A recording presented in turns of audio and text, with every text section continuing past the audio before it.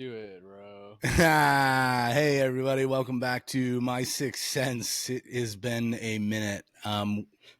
With all decent podcasts, you have to have two decent hosts or just one. Clint does that all the time. And as you can see, if you're watching, if you're listening, I'll just explain to you what's happening. Scott's back, dude. Scoot's back. Yeah. The orange man back. Yeah. So I figured since we've got his presence today, which I'm super stoked about because he's just a really busy dude, it's hard to lock him down, and his life get ever expansively more busy. We're going to go over a couple things. It is my honor and joy to just kind of boast the fact that we, at the start of this thing, said a lot of things that people didn't necessarily like. Turns out most of them, if not all of them, were just correct. And all we used was logic. Our brains. We didn't. Our brains. That's right. And we were, I was at least kind of relentlessly mocked for it. Scott has been doing this a lot longer than I have. So he's used to being called a racist bigot and whatever else is the flavor and word of the day. So first, I'd like to revisit a wonderful time in our lives when Trump was running. You know what? We can even go a little further than that. Let's just start here. I don't need to play the video. It's everywhere. Jake Tapper wrote a book about the decline of Biden.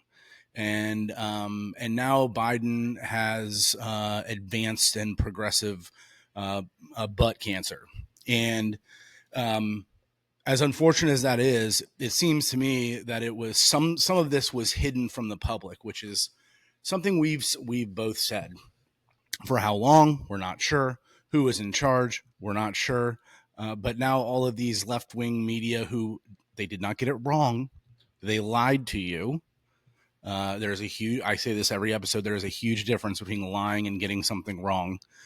And now they're making money off of books. So Jake Tapper wrote a book about it, and I'm sure there's more coming. The Democrats are kind of in a free fall right now. Scott, you got anything about all of that? Sure. It's just completely absurd that I feel like it's some kind of like abusive partner where they we're supposed to have Stockholm syndrome and just like get gaslighted the whole time about the very people who were on TV lying to you about Joe Biden's health, and not only that, but like calling you all sorts of horrible names, splitting up you and your family, telling you to politically. Yeah, like basically telling you at Thanksgiving to just be a horrible person to the people that you care about, and driving a wedge between families and friends and all these people. They're the same people that are now monetizing the very lie that they told you. It's at least people have no shame. Of course, I often am directing my ire at the like our fellow citizens, if you will, and that may not be appropriate in that they're just parroting what these morons have to say. But it goes for the same people that like to troll your Facebook page, and some of whom are mutual acquaintances that just also said the most horrible things about you and I, and they were just wrong. They're just flat out wrong. No apology is going to happen. But I think it speaks to the trust the science narrative. What the TV tells you is true, and don't think about it. And Sharp as attack. Yeah, sharp as attack, Scott. Doing reciting Virgil upside down in a hyperbolic chamber, while also simultaneously finding the 37th digit of pi while all of that's going on. And did you? Sorry, go ahead. I was just going to say go that the other thing is that Joe Biden's condition it's unfortunate. Like I don't have any humor to make of this man having prostate cancer, or late stage dementia or Parkinson's. As you're aware, my father suffers from Parkinson's, and it's brutal. And I have the same opinion, which was like it's elder abuse to be putting this guy out in public. I was saying that all through the campaign. It's just on top of the lying and the gaslighting of the American people. It's just horrible. It's just horrible. You should be enjoying your life and fishing and hanging out with your grandchildren when you're like 70 plus years old, not trying to run the damn country and face the political backlash every day that he was. It's just elder abuse. It's just straight up elder abuse. Jill Biden is the worst wife on the planet. Um, and it's just that's all I got to say.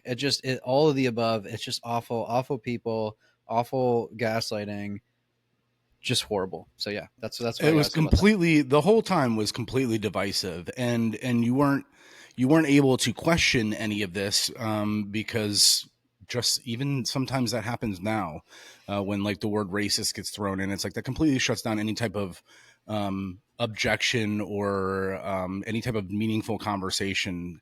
But like back then, when it was like, hey, this doesn't seem right, and as we're kind of progressing in the storyline of this episode, uh, we're now at the primaries, and Scott and I always had a pretty large back and forth about, I had my qualms with Trump, but it was in my mind very obvious that if Biden just can't make it, so I don't know who they're going to run. And then they went with Kamala. And when people were like, it can't be Trump, it's like, okay, well, hold on one second. There was no Democratic primary. No one voted for this lady. That's one of the biggest problems I had is no one chose this person. You're telling me that I'm voting for a fascist, and a totalitarian regime might come of this, but yet no one voted. The rich oligarchs, again, another word they love to use, oligarchy. The oligarchs installed Kamala, and now I'm not just like saying this. Your brain, if you just use it, it's right there. You can read about it. It happened. Scott hates this word. It's objectively true. So if you need any further proof, Bernie Sanders was on the Flagrant podcast last week or whatever, and he was asked about it. I thought it was a really interesting back and forth. He was asked, about like why did he have to endorse Hillary, and his wife was probably screaming just like we were, and we didn't understand, and he agrees with it. And then lastly, he says this. Let's cut to this. Felt that over the last 4 elections, Democrats, we felt that we didn't have a say on who could be president. We talk a lot about the Republicans being autocrats and oligarchs and taking over democracy, but from the Democrat perspective, and I'm a lifelong Democrat, I felt like the Democratic Party completely removed the democratic process from its constituents. And I think they need to have some accountability of that. No argument. You can't see his face, but he's like, now he's about to say no argument there. Here, we'll just go back real quick. For democracy, but from the Democrat perspective, and I'm a lifelong Democrat, I felt like the Democratic Party completely removed the democratic process from its constituents. And I think they need to have some accountability of that. No argument here. And then, well, you know what? We're going to have to just I'll edit through this real quick. An ergonomic chair, a symbiotic companion for the working human. I donated for you. I mean, I wanted you to, like, 2016, I was like, this is going to happen. This guy's going to do it. And it felt like they stole it from me. And I'll be honest, it broke my heart when you supported him. Look, but you have, in the world that I live in, you got a choice. You have a choice. And I mean, a lot of people, including my wife, agree with you. But, you're down to a choice. Is it going to be Hillary Clinton or is it going to be Donald Trump? Not a great choice. But it ended up being him anyway, so why don't we burn it down? Right. Well, because it's easy to say burning it down means that children are not going to have. We got it. Hold on. He kind of food to eat, obfuscates, that but the hold on. He schools comes will back. deteriorate. People will not have health care. I got it. And I'm an elected official. I got to represent the people. That's fair. And I can't turn my back on. But then could we not also say, if ostensibly there hasn't been a fair primary for the Democrats since 2008, are they not also a threat to democracy? Yes. We often hear. Fair enough. That is. Yeah, I'm not going to argue with that. I remember being called a racist and all sorts of crazy, absurd names for saying the exact same thing. Yeah, me as well. Exact same thing.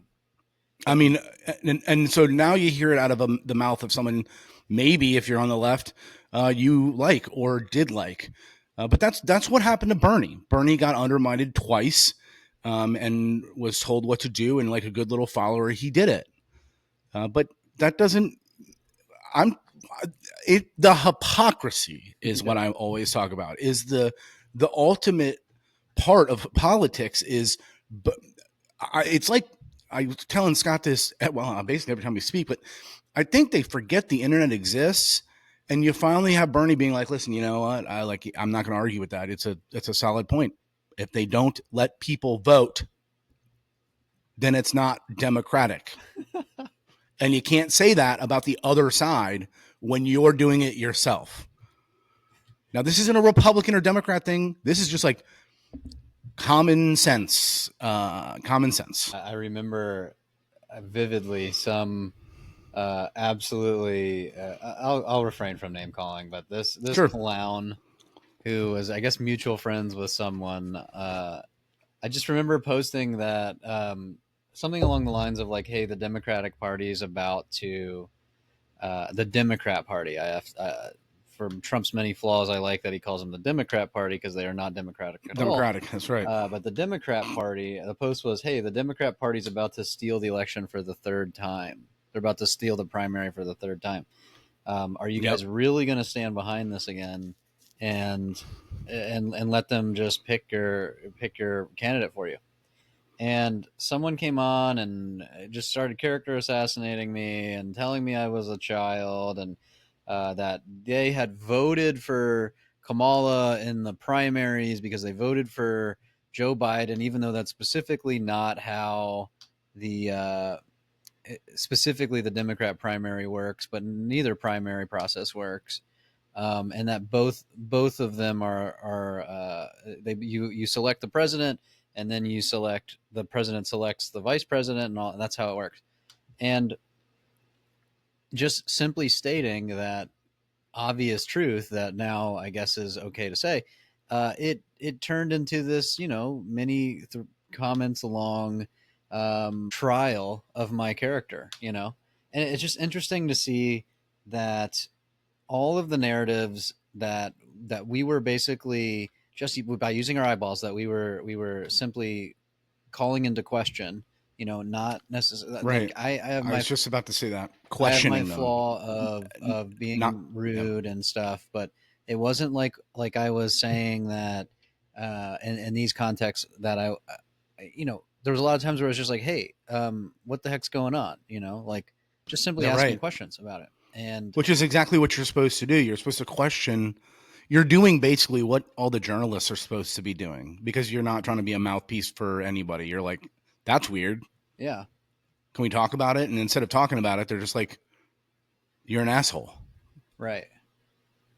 Right. And I really think that something that kind of went out the window in the last couple of years is the ability to actually do that, and the ability to really call a spade a spade.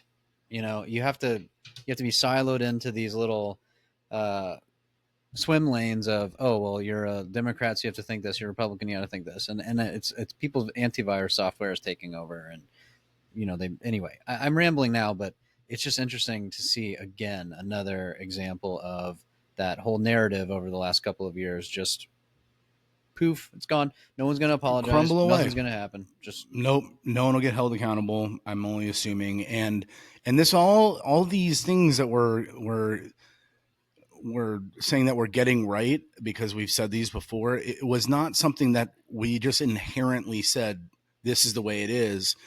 We both were just like, hey, that's that's a problem. Like, isn't that not democratic? And then we're like told that no, Trump is such a fascist that this is now considered democratic, which makes no sense. And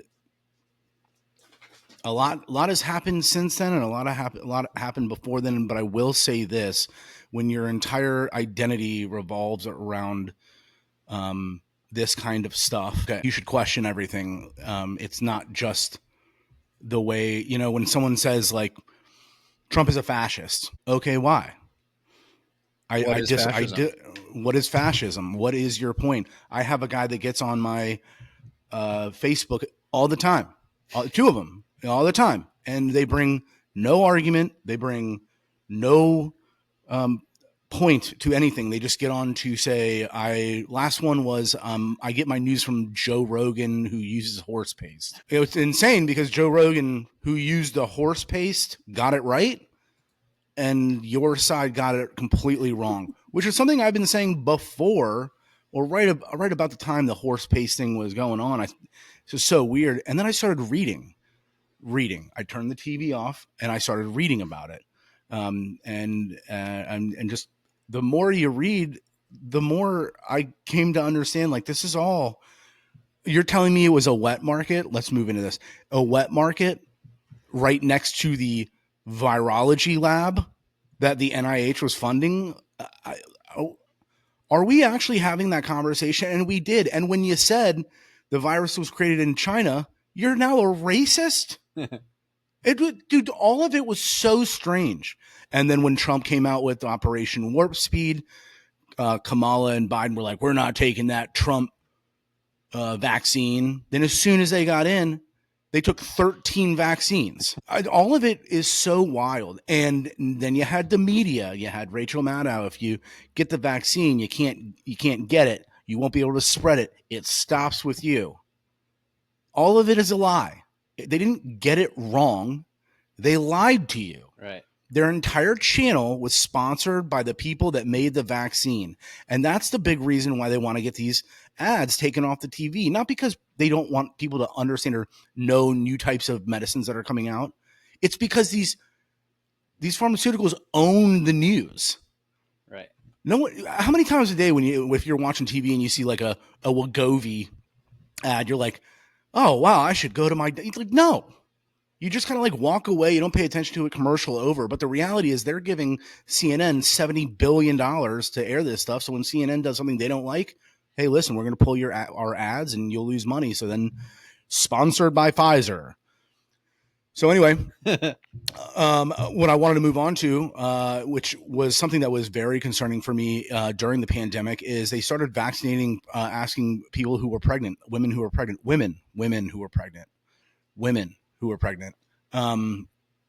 to get vaccinated. And I had a few friends that were asked to do that, and they wouldn't, thank God. And I know someone who works in a pharmacy and had to see children being vaccinated all day long, all the time, with no data that suggested these children needed to be vaccinated, which is insane. They did what the TV told them to do. They were afraid that they would be shunned from polite society. Jimmy Kimmel says that if you don't get vaccinated, then you shouldn't be treated at hospitals. All this absolute nonsense. And so now I have a article from NPR. RFK Jr. says COVID shots no longer recommended for kids and pregnant women, which, thank God. There is no data that suggests that these individuals need the COVID shot, and you can still get it if you want to.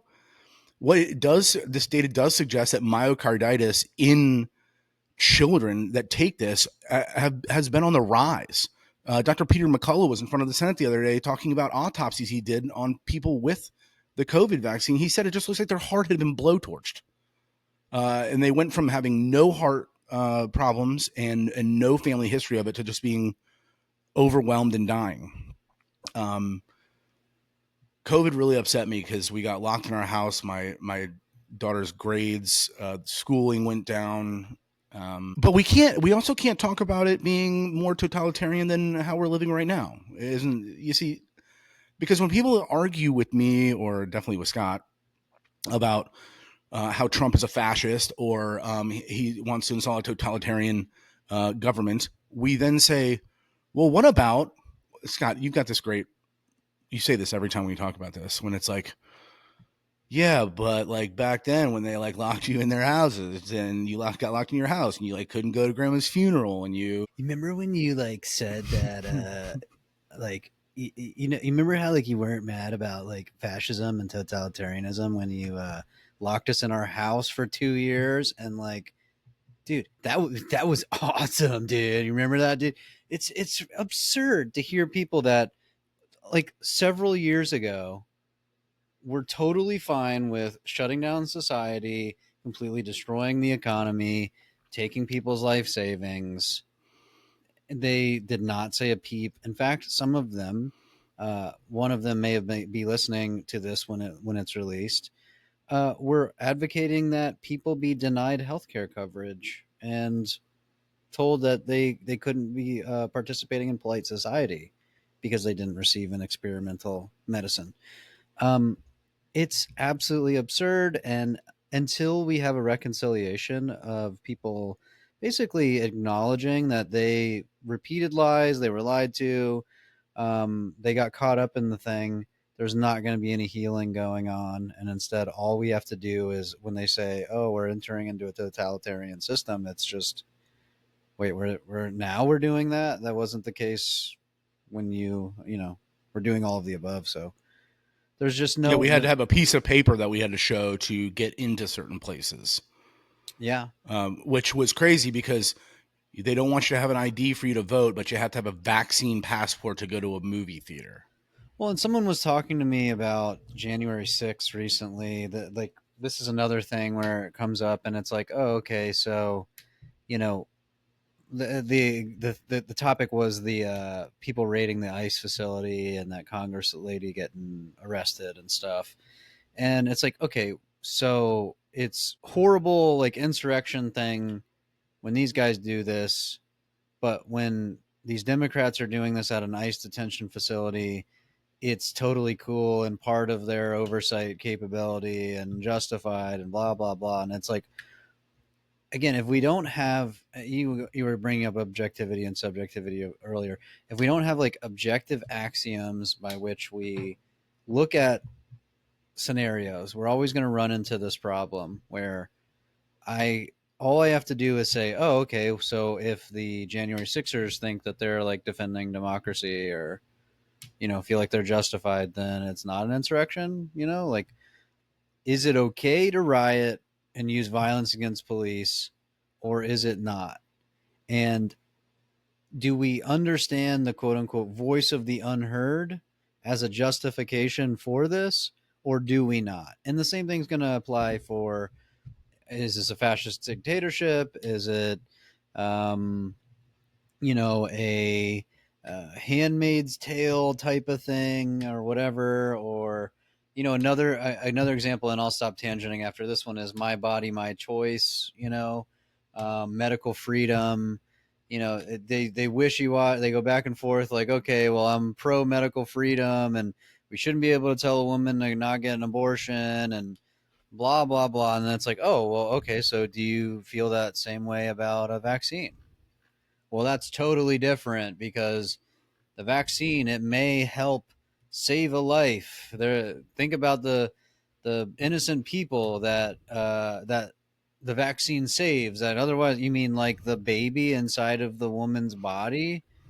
Oh no, that's totally different. Like, again, it's, you just need to approach things with moral consistency, right?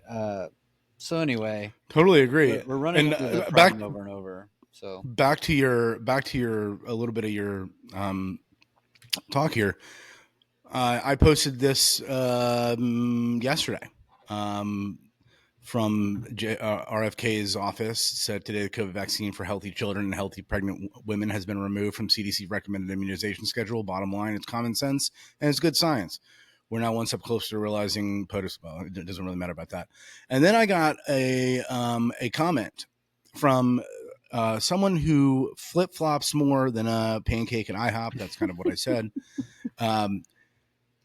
This person was for the shots, for mandating shots, them, yes. mandating them. It was not an option. His comment, the very first comment, is so much for parents and individual rights. You didn't care about that back then. Now because it's the orange man bad, now you care about it. You don't get to do like all of it. And then when I said, that's my argument. That's what I said. I said, first you were trust the science. Now it's, back to individual and parental rights. He came with no argument and says, you're arguing is Joe Rogan said horse medicine will cure the world of all ills. I don't even know what these people are at this point. I don't even know what these people are talking about because it doesn't make any sense. And it at first it wasn't very clear because I really thought I do have friends that are good at debating, and I do have friends that are able to make a coercive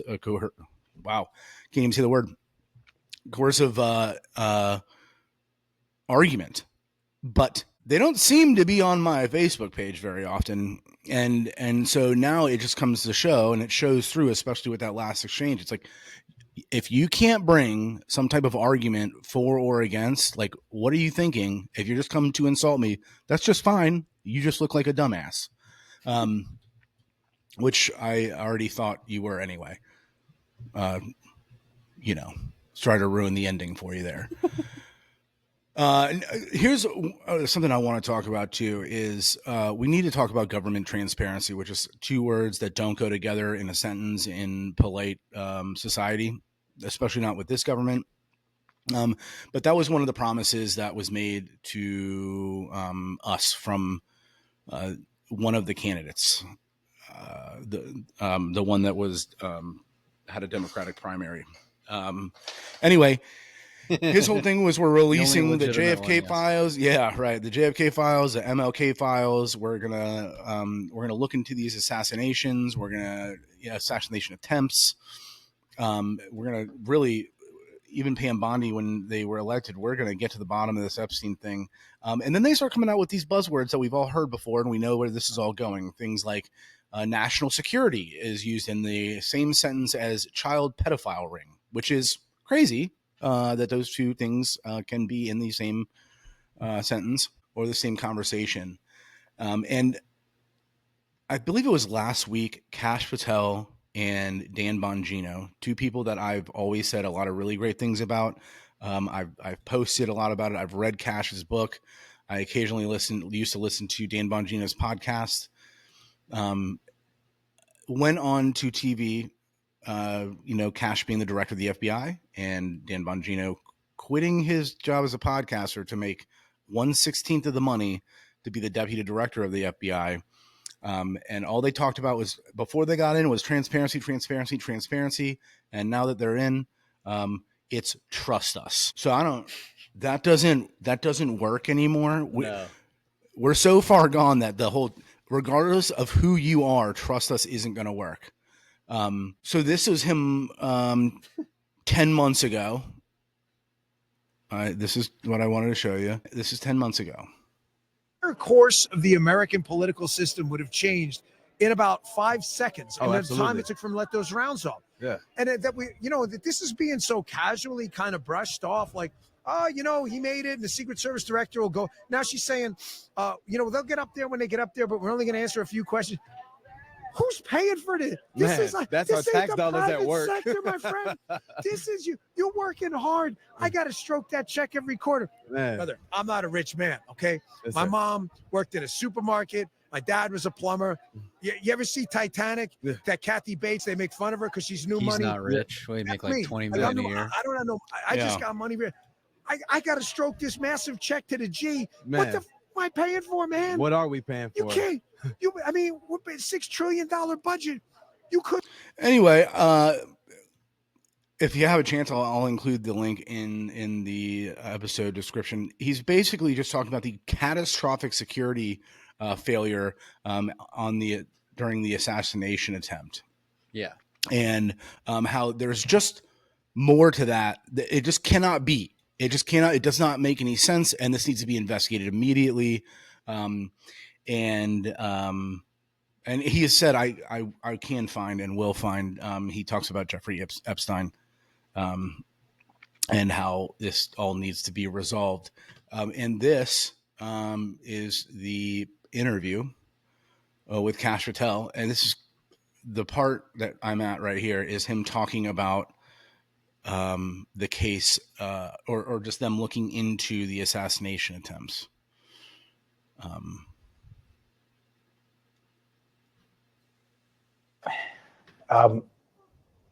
Cash is not kidding. We've been personally briefed extensively on every single detail, nugget, tendril of this case. One is actively in court right now. So out of respect for the case, it's probably more appropriate that I stay quiet on that. However, I'm not going to tell people what they want to hear. I'm going to tell you the truth. And whether you like it or not is up to you.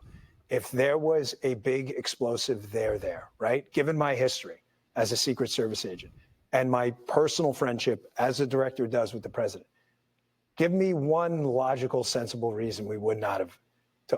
If you can think of one, there isn't. In some of these cases, the there you're looking for is not there. And I know. Okay, I'm going to stop it because it's hard to watch. The first thing is he shouldn't wear a gray suit. No, he shouldn't. And he has said the words there in. Hold on. No, I'm not going to sneeze. He said there in 2008, in 2019, and now he's talking about there's no there in the Trump assassination. He's seen it, guys. He's seen it. He's seen the facts of the case, and don't you, for who I am, and I was a Secret Service agent, and wouldn't I tell you? There's just no there. So, guys, it's time to just move on. We need to focus on something else here. It's like, dude, that's not enough. That's just not enough. I mean, that's insane. See if we can get. Yeah, this is the guy who, again, I used to listen to Dan Bongino a lot, and Sure. It was daily, the pipe bomber hoax and assassination attempt were just constantly being harped on, and then Epstein didn't kill himself. Just absurd. It's a colossal disappointment. It is. We were talking yesterday, and there's things that Donald Trump has done that I really am appreciative of, but it's turning out to just be the same old nonsense. If he gets to follow through with ending the war in Ukraine, and if we abandon this Israel first notion, then that's awesome. And obviously, he's changed the conversation a ton, which I do appreciate. But yeah, there's a lot of disappointing things that are starting to happen. Yeah. And yes, and especially I personally was very intrigued about Doge, and that's just a kind of a scam. Not a scam. They really tried their best, and what he did. Or what Trump did was just basically outspend any president ever, and those cuts mean absolutely nothing. And in fact, most of them are being refunded. So, like I said on the previous episode, I have a lot of problems here, and I don't expect there's going to have to be something very serious or major that happens. You need to find somebody. I don't know who I was telling this to. You need to find someone who just doesn't have a family, that doesn't have any attachments to anybody or anything, that can come in there and say, this is the way it is. So when they're approached by whomever they're approached by with a picture of their family, and it just says, listen, you're going to do it, will you ask or else? Because I can't think of any other reason why these two people that extensively wrote about Cash's book is called Government Gangsters. It's about the corruption from the deep state. He names the deep state. The last 30 pages of the book are just names and their job titles and what they do and why they're there. And now it's like you're looking at them on screen and you're just like, dude, blink twice if your family's in danger. Yeah. And that's the most disappointing. And, on the other hand, dude, is something that comes out of that office going to suffice for people with the Epstein thing? I don't think unless it's like, and you could say a whole bunch of stuff about that. But using national security as a scapegoat to not release anything and then saying he killed himself, you got to trust us, is just not going to work. And outside of people who are red till you're dead or whatever it is, and blue no matter who, people are starting to see through this. I hope it changes. We're only over 100 days in. 3 months. Yeah. Or wait, 4 months. I don't know. 4 months. Yeah. I mean, that's a really sad part, because it was like a couple of his appointees. It was like, okay, this is great. And then he gets in that White House, and something about that house makes people want to just carpet bomb countries that can't possibly defend itself. And also with the Signal debacle, these people are just casually talking about murdering innocent people, which is a problem. It's a huge problem. And all these people that like Tulsi Gabbard with the emojis and, cheering on that stuff. We want non-interventionalists. We want to pull out all our money out of the places we don't belong. Doge was showing us that. And for some reason, people were so weaponized against them that, Well, that was probably all part of the uniparty blob nonsense, Sure. I mean, I don't. The thing is, I don't think it could get anywhere. Well, I guess it could always get worse, but I'm just saying it would be interesting to see if anything comes from the last 6 years worth of stuff, something with these pardons, maybe look into it or bring people in front of Congress to testify, or because that's the only it's so funny that these politicians want us to trust them, but the only thing that's going to reinstate that trust is truth. And that's something they just can't do, ever. People tend to think that trust means knowing secrets or something, or entrusting other people with your secrets or with some knowledge. But trust really comes from acknowledging what you don't know, and reconciliation. So again, if I go outside and I'm like, Darren, the sky's green, it doesn't matter how many secrets you know about me. You're not going to trust me.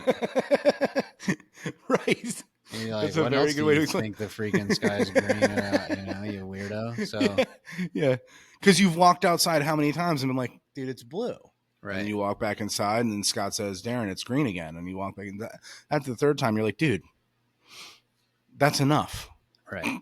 So, and at some point you go, if I were to go, hey, I know this guy's not green, I've just been saying that, or I thought it was green, but it's actually blue, then you would trust me again, or it would begin the process of reconciliation to create trust. That's right. So that's right. That's where I think a lot of people get trapped, is that they don't want to admit that they're wrong, or they don't know, and ultimately it leads to distrust. And well, this happens up and down our entire society. That happens to law enforcement when people are wrongfully accused and the DA doesn't want to overturn it because he'd have to admit that he was wrong. But the reality is that builds trust to be like, I was wrong. I gotta let's fix this together. You know what I'm saying? It's like, I'm just saying, with the size of every scandal that's happened in the last 5 years, just saying I was wrong is not a big deal. You know? Just being like, hey, listen, they already did that. COVID did come from a lab. It's like, yeah, we know. We know what we need next now is Epstein. We need to know who's been doing that to children. And we don't really care who it is or how powerful they are, because we don't care about you. That's the thing, is I don't care about their power, at all. I don't care about their job title. I don't care about any of it. And that's all they care about. A lot of these people, they don't care about the citizens. They don't care about these people. It's all a facade. I just want to know who's responsible for these things. Right. And you're never going to find out, because they care about their job more than they care about you. That's just my opinion. So in a world full of people saying you're wrong, and if it feels right to you, if common sense, which is few and far between. I will say that, just judging by my Facebook page, you're probably on the right track. You're probably on the right track to finding out what the right side of the argument is. But being completely one-sided and unwilling to change or move is completely insane. And I want to add one thing go ahead. too, is that absolutely. If don't just repeat things. Like, I think this is a critical piece that our friends on the left side of the aisle, if you will, have sort of forgotten. And it's that before you parrot an idea or a concept or even a story you heard or something, just do a couple quick Google searches to verify this position. And really just don't just say crap that you heard someone else say. It's as simple as that.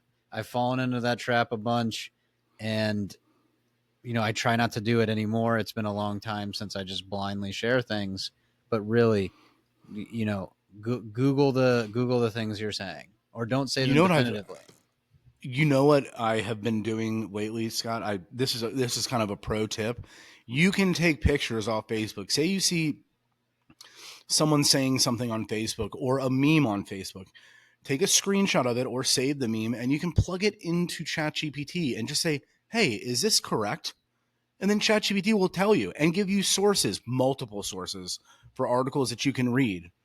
Or even if it's like partially true, it'll tell you. Instead of having to, if it's something complex and you get on Google and you're just like, this is too much, download ChatGPT for free. It's free. Just have it look for you. That's what I do. I literally have my GPT that's in the middle. So I'm just like, can you tell me if this is true or not? And then it gives me links to everything. That's how I'm able to kind of respond. And I've done that as well. I've just parroted bad information, much like when what's her face bought a Bugatti. Untrue. But guess what? I heard it on the internet.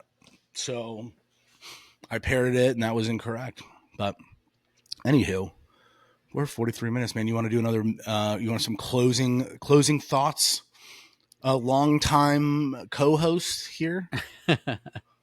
I would just say the closing thoughts are, I know that like Darren and I kind of debate objectivity and subjectivity a lot, but try your hardest to remember that we all see things from our experience, and that like you're the easiest, not you, Darren, but the proverbial you are the easiest person to convince of anything.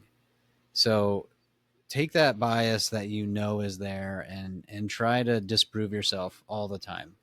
And that really will keep you from falling into these quicksands, if you will. Like just always try to prove yourself wrong, try to falsify every argument that you have, and then always be seeking to approximate what truth is. And that's really all I got to say, is just keep questioning things, rely on expert opinions, but synthesize them. Get multiple expert opinions. If you don't think you know something, read about it from many sources. So yeah, it's been an interesting first 100 and something days of Trump's presidency. I'm disappointed to see that he dropped the tariffs. I know that's an unpopular opinion, but I do genuinely think that even though like we would feel the pain in certain sectors of the economy, I always use the price of bananas as an example here, or strawberries. Like, yeah, you wouldn't be able to buy cheap strawberries in the middle of winter, but the long-term effects of those tariffs would be young people being able to buy houses again and being able to get jobs that let you work part-time and you can raise a family on one income, basically. So anyway, that's a whole nother topic for another show, but I give Trump like a B plus right now. Some big problems though, and yeah, always question what you believe, and it's what you believe is like a moving target, right? I like to try and keep my mind open there. So anyway, don't want to ramble too long. No, you're good. I feel the same way. If it comes out of a mainstream media source, I am immediately my ears go up because I'm like, that does not sound right. If it doesn't sound right, if it walks like a duck, quacks like a duck, it probably is a duck. I would say doing your own research, although was completely shitted on before because science, you got to trust the science. We now know that they were all wrong. And a lot of times they were lying to you. So it's okay. It is okay to do your own research. It is okay to formulate your own opinions about things. And if people call you stupid, unless you really are, just keep on going with that. And I had a guest on, and his name is slipping my mind right now, but he was all about outrage politics, so we talked about. And I just thought it was so interesting. He says exactly what Scott's saying is steel man every argument of the other side, right? He's like, so if you are doom scrolling at night, you're laying in bed, spend 10 minutes of that doom scrolling, finding something that really upsets you. Like if you're constantly thinking about it, like he used drag time story hour or drag story hour or whatever. He's like, try to steel man the other side. You might find something in there that either changes your mind or keeps you open to a conversation, because shutting down debate is incorrect and wrong. It's not a good, it's just, they have us so split right now that it's very difficult to kind of like voice my opinion for how I think it should be. It really should be, we're just having spirited debate all the time. But everything's so tribal now that it's hard to see through that. And that sucks. But if you just listen to Scott on this one, we can start moving in the right direction. Anyway. Don't even listen to me. Dude, listen to yourself. Yes, sure. Whatever Scott said, except listen to Scott.